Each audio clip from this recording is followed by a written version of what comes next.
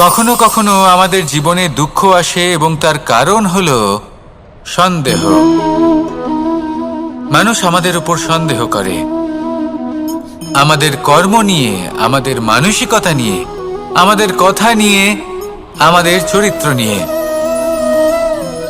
কখনো কখনো আমরা শুভ উদ্দেশ্য নিয়ে কারোর মঙ্গল কামনা করি, তার জন্য কোনো ভালো কর্ম করি, এবং সেই ব্যক্তি আমাদের বন্ধুত্ব নিয়েই, আমাদের সম্পর্ক নিয়ে, আমাদের সততা নিয়ে প্রশ্ন করতে থাকে, আমাদের সন্দেহ করে।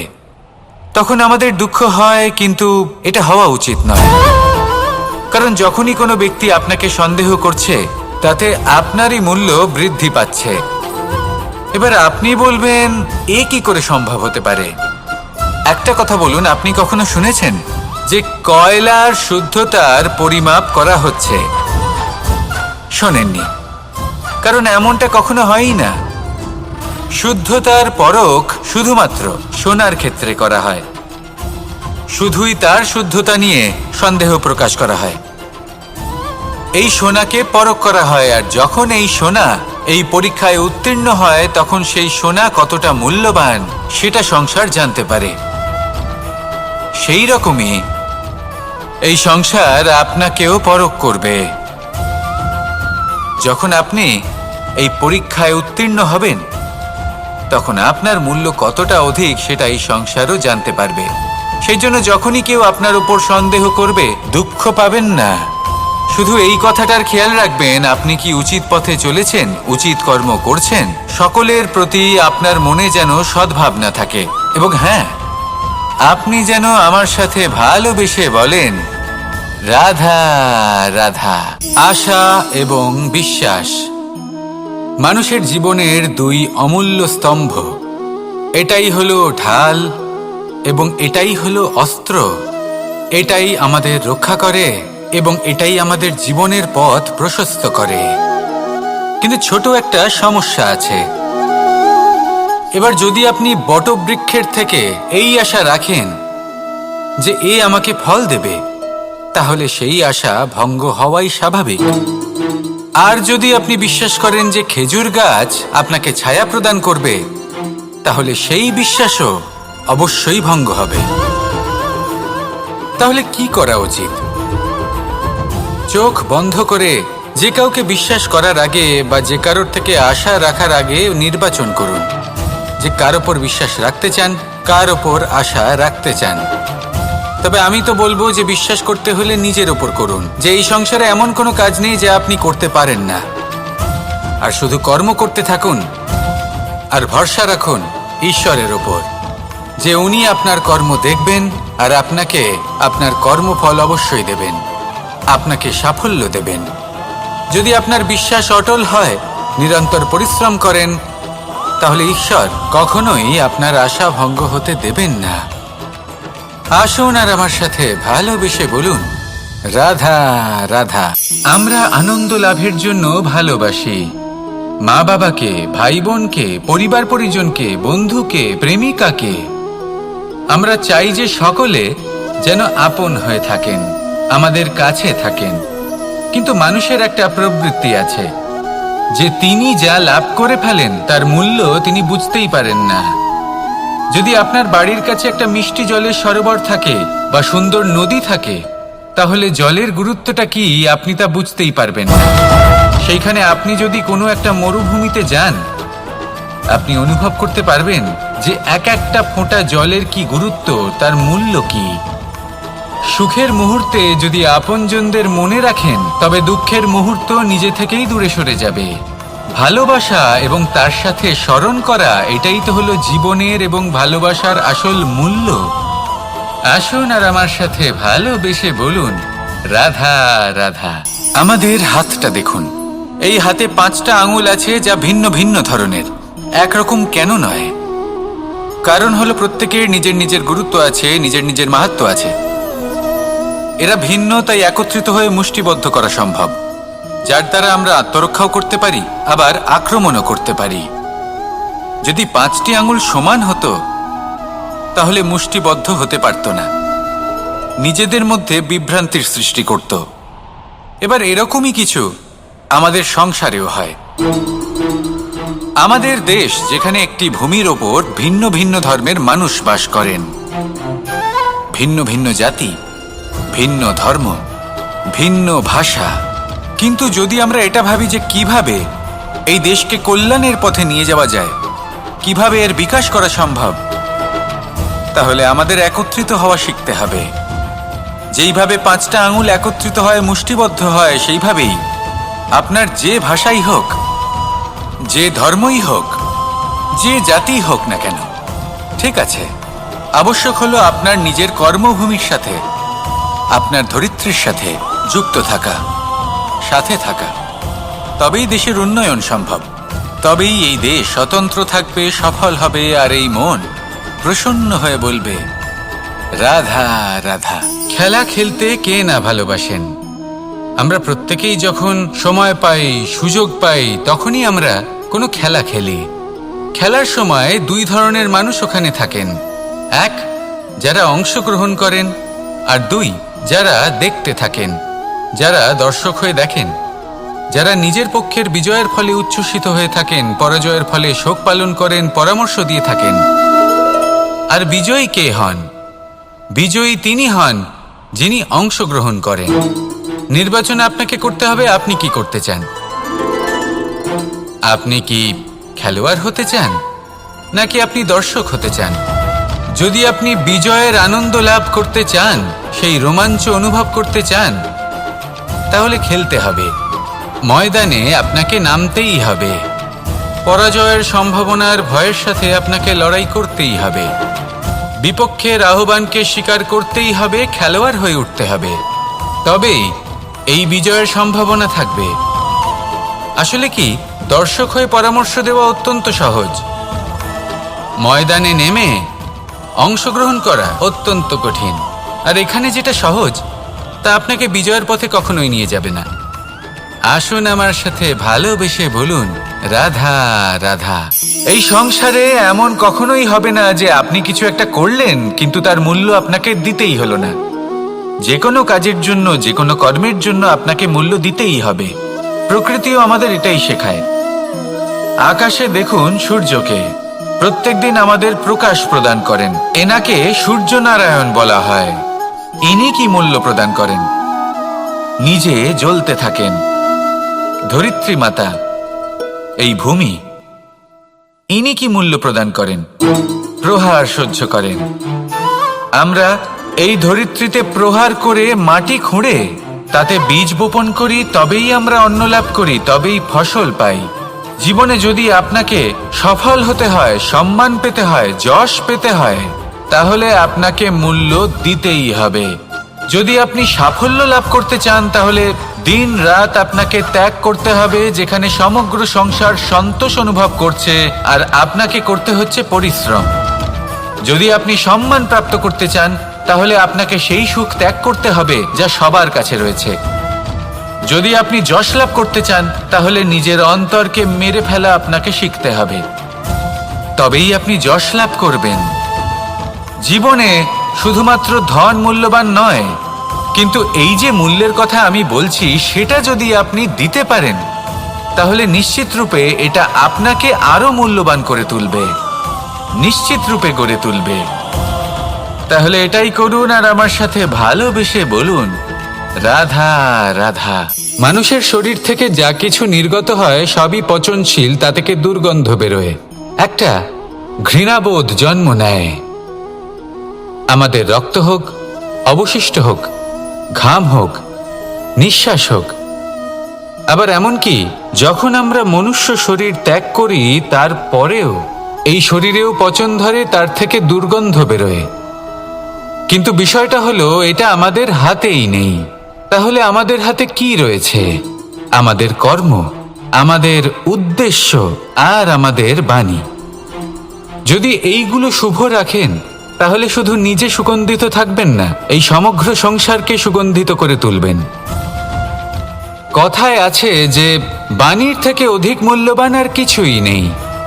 সেই জন্য যে কোনো কথা বলার আগে নিজের শব্দকে নিজের মনের তুলাদণ্ডে মেপে দেখুন, তারপরে তার প্রয়োগ করুন। কখনো কখনো এমনও হতে পারে যে আপনার কথা কারোর জীবনে আশীর্বাদ হয়ে দাঁড়ালো, যার দ্বারা হয়তো সে শক্তি এবং প্রসন্নতা লাভ করলো। আবার এমনও হতে পারে যে আপনার কথা হয়তো কারোর মনে এমন আঘাত দিল, সে সেই আঘাত কোনোদিনও ভুলতে পারল না। আসুন আমার সাথে ভালোবেসে বলুন, রাধা রাধা। যদি আমি স্থির করি, যদি নিশ্চিত করি একটা মূর্তি গড়ে তুলব, আর কিছুক্ষণ সেই কাজটা করে আবার কিছুক্ষণ পরে বন্ধ করে দিই, আবার কিছুক্ষণের জন্য কাজটা করে আবার সেই কাজ বন্ধ করে দিই, আবার কিছুক্ষণের জন্য কাজটা করে বলি ক্লান্ত লাগছে, কিছুক্ষণের জন্য বিশ্রাম নিয়ে নিই, যদি এইভাবে আমি কাজটা করি তাহলে কি এই কাজ উচিত সময় এবং উচিতভাবে সম্পন্ন হবে? কখনোই নয়। শুধু তাই নয়, যে কোনো কাজ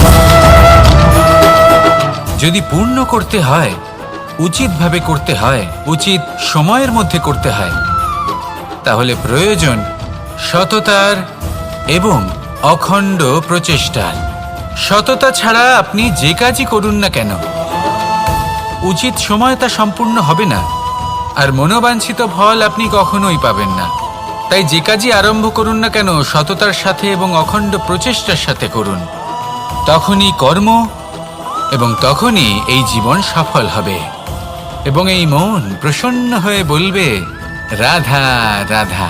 কেউ আমাকে মাখন চোর বলেন, কেউ বা আমাকে মুরলী মনোহর বলেন, কেউ আমাকে যুদ্ধবিমুখ বলেন, কেউ বা আমাকে সুদর্শনধারী বলেন, কিন্তু আমি আসলে কে? আসুন, আজ আমি আপনাকে আমার আসল পরিচয় জানাবো।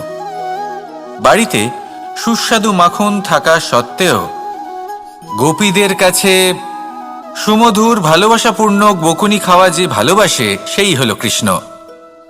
আঙুলে সুদর্শন চক্র থাকা সত্ত্বেও যে রথের লাগাম ধরে থাকবে সেই সিদ্ধান্ত নিয়েছে, সেই হলো কৃষ্ণ। দ্বারকার মতো অনন্য রাজমহল থাকা সত্ত্বেও সুদামার মতো সখা যার অত্যন্ত প্রিয়, সেই হলো কৃষ্ণ।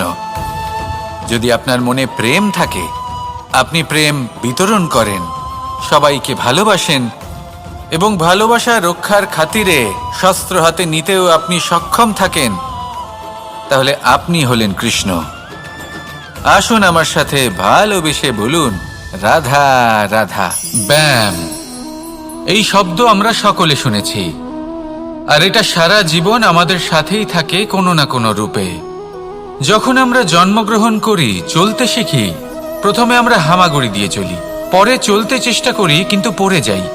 তখন আমাদের বাড়ির গুরুজনেরা আমাদের আটকান না, ওনারা মনে করেন এইভাবেই আমাদের সন্তান চলতে শিখবে, এইভাবেই তার পা আরো মজবুত হবে, যা অত্যন্ত গুরুত্বপূর্ণ।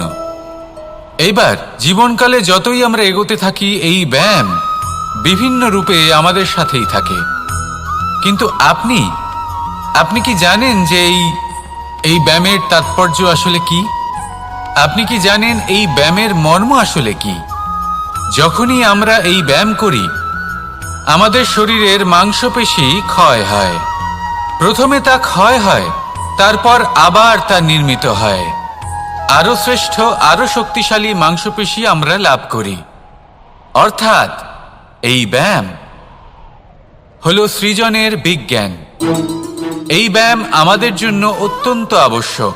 সেই জন্য জীবনে যখনই কোনো কিছু নষ্ট হয়ে যায়, চলে যায়, তখন হতাশ হয়ে পড়বেন না, তাকে পুনর্নির্মাণ করার চেষ্টা করবেন। আর এই শিক্ষা আমরা লাভ করি পাখিদের থেকে। যখনই বর্ষা হয়, ঝড় আসে, যখন পাখির বাসা ভেঙে চুরমার হয়ে যায়, তারা হার মেনে নেয় না। সে আবার অল্প অল্প করে সব খুঁজে একত্রিত করে আবার নিজের বাসা বানিয়ে তোলে, পুনরায় এক জীবনকে জন্ম দেয়, এক নতুন পরিবারকে জন্ম দেয়। তাই মনে রাখবেন, জীবনে এইভাবেই যদি আপনি নির্মাণ করতে চান, সৃজন করতে চান, তাহলে সেই নির্মাণের জন্য ভাঙনের অভিজ্ঞতা থাকা অত্যন্ত আবশ্যক। ভগ্ন বস্তুকেও সম্মান করা অত্যন্ত আবশ্যক।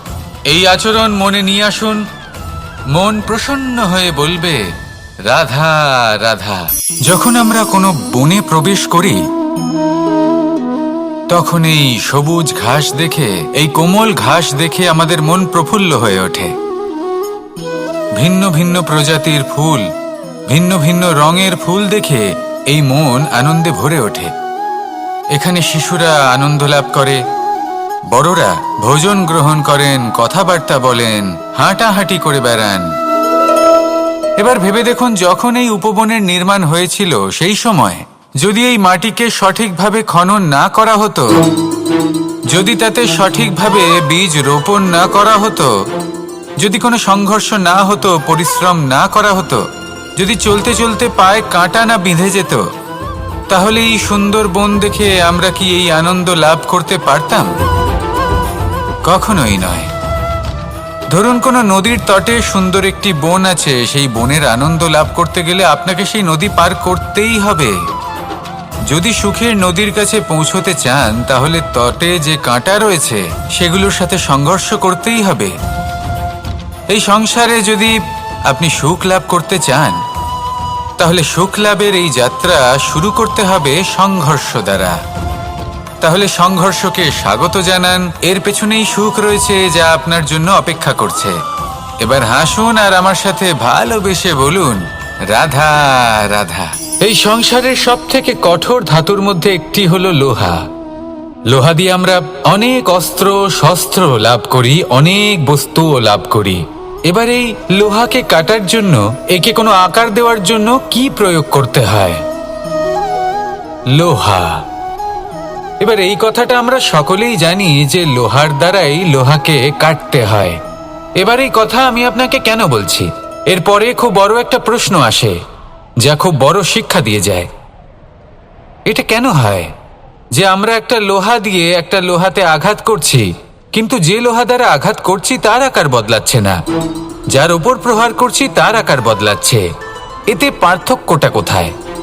পার্থক্য হলো তাপমাত্রার। দেখুন, যে লোহাকে আমরা কাটতে চাই তার তাপমাত্রা বাড়াতে হয়, তাকে গরম করতে হয়। আর যে লোহা দ্বারা আমরা আঘাত করতে চলেছি সেই লোহা আমাদের ঠান্ডা রাখতে হয়।